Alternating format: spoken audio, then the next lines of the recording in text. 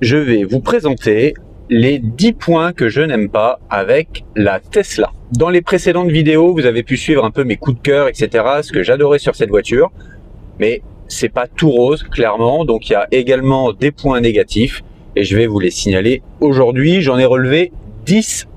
Alors n'hésitez pas en commentaire si vous avez des points supplémentaires, et n'hésitez pas à les mettre également en commentaire.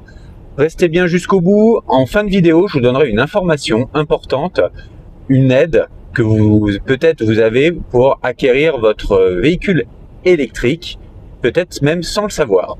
Alors, premier point, j'ai mis concernant Tesla, le manque de concessions en France. Alors moi, par exemple, la concession Tesla la plus proche, elle est à 2 heures de route. Alors ça m'a pas empêché d'acheter une Tesla parce que j'avais vraiment confiance en la marque, etc. Pour moi, c'était une marque qui avait fait ses preuves et qui était fiable. Mais je vais pas vous mentir, s'il y avait une concession qui était plus proche, ça me rassurerait grandement. Effectivement, quand on garde un véhicule longtemps, c'est vrai que si on est amené à avoir un petit pépin et l'emmener au garage, c'est pas simple quand c'est aussi loin. Pareil, la carrosserie Tesla, par exemple, celui qui est agréé de carrosserie Tesla, il est à 1h30 également, mais pas dans la même ville. Donc c'est à 2 endroits différents. Donc ça, pour en avoir discuté avec quelques-uns, il y en a pour qui c'est encore aujourd'hui rédhibitoire. Moi j'ai des collègues, ils veulent pas acheter de Tesla parce que clairement c'est trop loin de chez nous et aujourd'hui ça les freine. Alors voilà, dites-moi si ça c'est un point pour vous qui est rédhibitoire ou non. Et en tout cas, si vous avez un Tesla à proximité de chez vous ou dans votre ville, vous faites partie des chanceux. Point numéro 2. Alors j'ai mis être obligé de sortir de l'autoroute pour aller sur les superchargeurs. Alors les superchargeurs, on est bien d'accord, c'est génial, c'est top, ça fonctionne très très bien. Moi je les ai utilisés quelques fois et c'est du bonheur. Mais c'est vrai, on va pas se mentir, faut sortir de l'autoroute et parfois dans certains trajets, si on pouvait avoir ça tout simplement en bordure de l'autoroute comme sur une aire classique, ça serait pas de refus me concernant. Voilà, la plupart du temps c'est vrai, c'était très proche, je sors, c'est à 1 minute, 2 minutes. Il y a une fois ou deux, c'était un petit peu plus loin, c'est vrai. Et ce jour-là, effectivement, j'aurais préféré que ce soit un petit peu plus proche. Alors dites-moi si pour vous c'est quelque chose qui vous gêne ou au contraire, si c'est quelque chose peut-être que vous préférez. Moi, si je pouvais rester sur l'autoroute, je m'en priverais pas. Alors je pense que à l'avenir, dans quelques années, je suis pas sûr que c'est pas quelque chose que Tesla fera. Ça m'étonnerait pas qu'ils rajoutent quelques petits points supplémentaires sur des gros axes, comme par exemple, là on est sur l'A6, c'est pas impossible. Alors, point numéro 3, le manque de transparence sur les puissances des Tesla. Ça c'est dommage.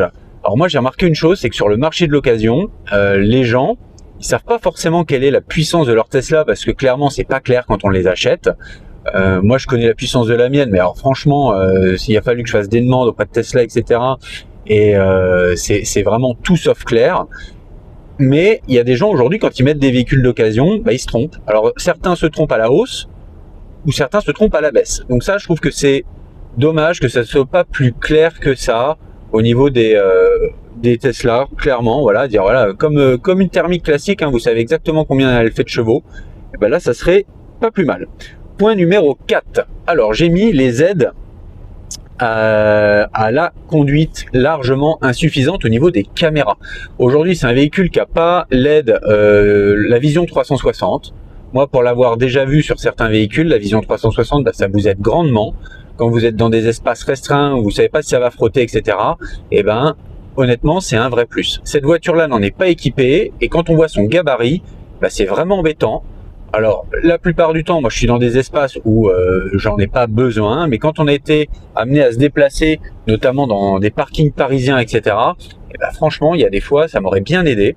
Et c'est pas étonnant de voir qu'il y a autant de Tesla dans les superchargeurs qui ont des jantes abîmées, voilà. Donc il n'y a pas que des mauvais conducteurs de Tesla, il y a surtout des aides insuffisantes à un moment donné avec des angles morts.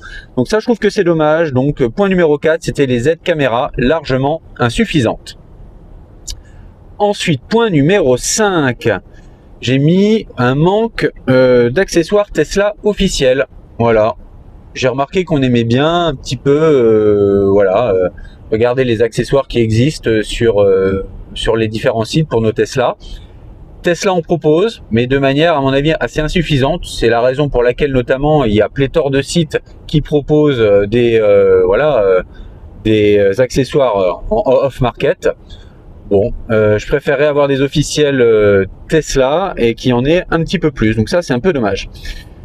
Point numéro 6. Alors, j'ai mis absence d'un véhicule de petit gabarit. Et oui, parce qu'aujourd'hui, donc, on a une modèle Y.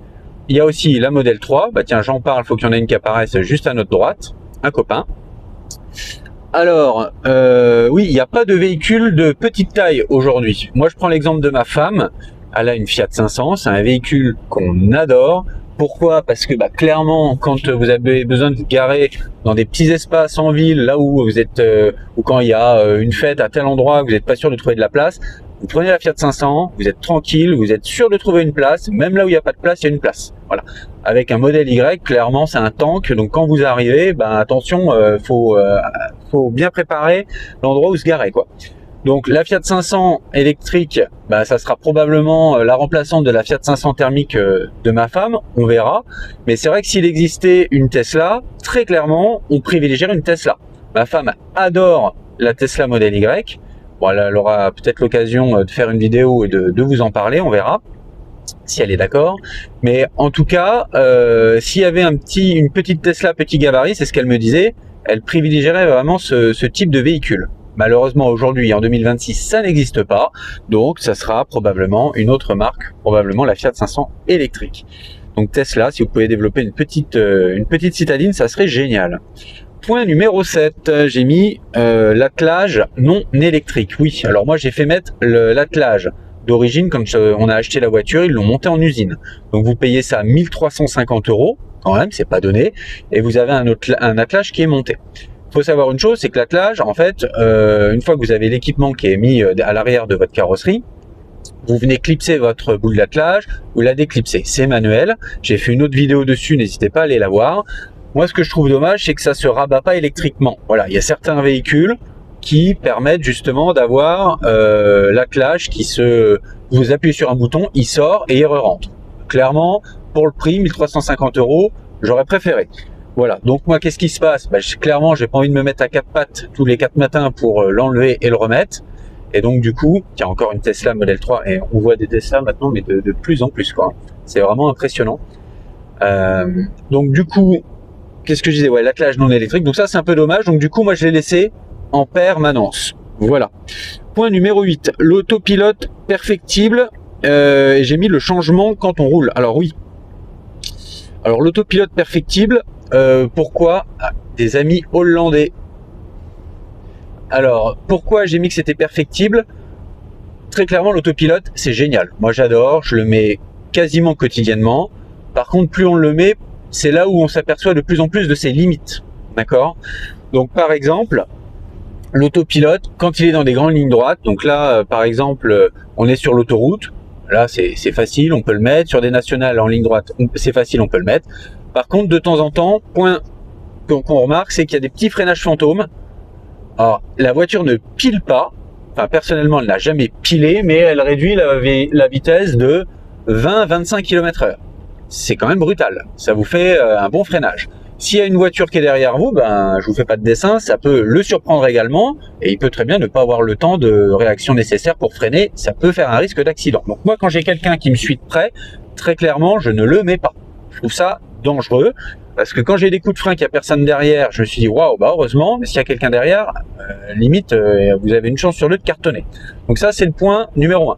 Point numéro 2, vous avez une aide au niveau de l'assistance, l'aide à la conduite, et ce qui se passe, c'est que ça vous aide à prendre les virages. Alors quand c'est des grands virages bien longs, etc., nickel. Quand c'est des virages des fois un peu serrés sur certaines départementales ou nationales, franchement, je préfère l'enlever parce que plusieurs fois, il mordait la ligne blanche au milieu et c'était mal positionné, quoi, très clairement. Donc ça, c'est dangereux. Également, quand il y a un véhicule que vous croisez qui est un peu mal positionné, il est un peu trop sur votre côté, vous, naturellement, qu'est-ce que vous allez faire? Vous allez serrer à droite. Et l'autopilote, lui, il s'en fout, il serre pas à droite, il reste bien centré sur sa voie et vous avez votre rétro qui passe à ras de l'autre bagnole, hein, très clairement. Hein. Vous êtes bien placé. mais c'est l'autre qui est mal placé, et du coup l'autopilote il s'adapte pas. Donc franchement, je me suis fait 2-3 frayeurs. Vas-y, double-le, accélère un coup là si tu veux. Et je me suis fait 2-3 frayeurs. Franchement, à quelques centimètres près, ça aurait pu péter quoi. Donc ça, quand c'est comme ça, je vois quelqu'un qui arrive en face qui est mal placé, je le déconnecte. Alors ça se fait bien, vous appuyez sur un bouton au niveau du volant, ça se connecte et déconnecte en 2 secondes, hein. C'est pas en 1 seconde, c'est rien. Voilà, mais c'est aussi les limites. Pareil, là, ma femme, on est sur l'autoroute. Si elle le connecte, ça va mettre l'autopilote. Si elle veut se mettre en, comment ça s'appelle, en régulateur de vitesse, bah elle peut pas. Faut qu'on fasse une pause sur une aire d'autoroute. On va s'arrêter, admettons 2 secondes. Toc, on se met en mode parking, on change le mode dans dynamique et ensuite on peut repasser en mode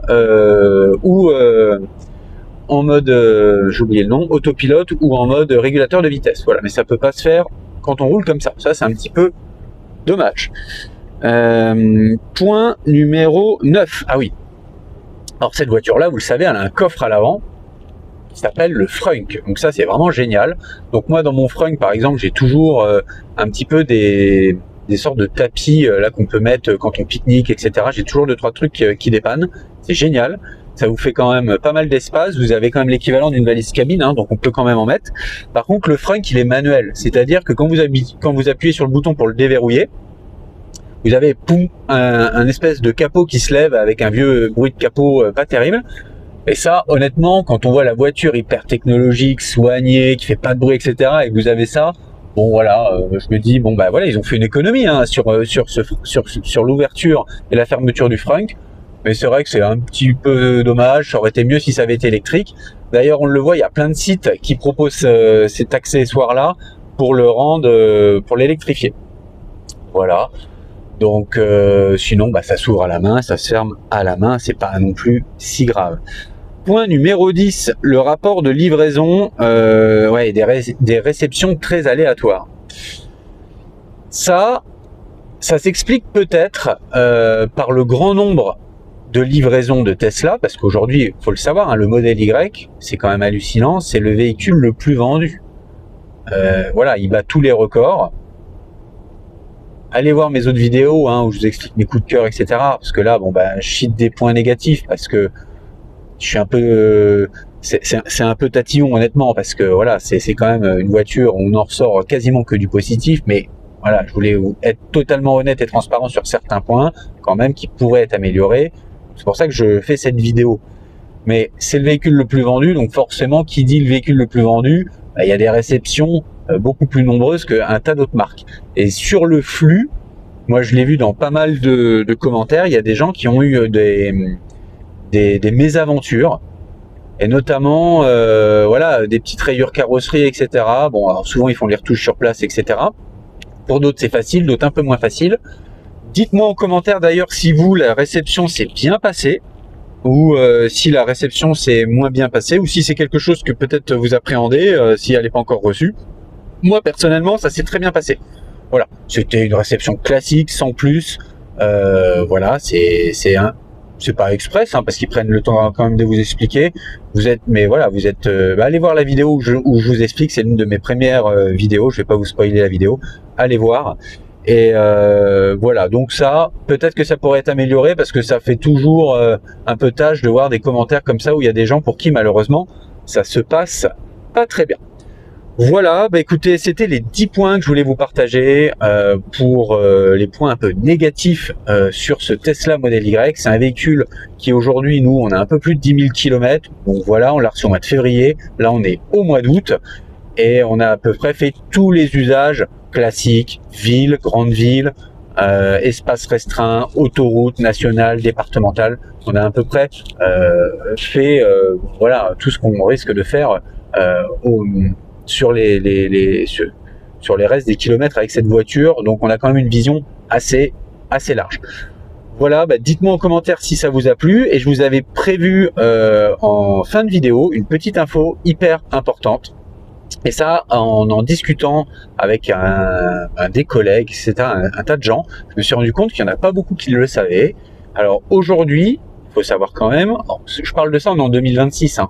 Alors peut-être qu'un jour ça s'arrêtera, peut-être que ça ne sera plus valable. à vous de vous renseigner au moment où vous regarderez cette vidéo là. Mais pour l'acquisition, alors je vais pas rentrer trop dans le détail, hein. Vous irez voir après en fonction de vos situations, etc. Mais aujourd'hui, pour l'acquisition d'un véhicule électrique, il est possible de débloquer les fonds qui sont sur votre plan d'épargne entreprise, sur vos P2E. Voilà. Donc ceux qui ont des P2E, eh ben, j'ai envie de dire, si vous n'y avez pas pensé, ça peut vous aider, vous faciliter l'acquisition au véhicule électrique. Je vais pas rentrer plus dans les détails, etc. Donc dites-moi en commentaire si ça c'est une information que vous connaissiez ou si c'est quelque chose que vous apprenez aujourd'hui. En tout cas, si ça vous intéresse, après je vous laisse aller vous documenter. Je vais pas faire finir la vidéo en donnant trop de détails là-dessus parce qu'il y a plein de subtilités, etc. comme tous ces genres de procédés. Mais en tout cas, sachez que c'est possible, sachez que ça marche vraiment et qu'effectivement, il est possible de débloquer tout ou partie de votre P2E en fonction des situations pour acquérir un véhicule électrique. Voilà.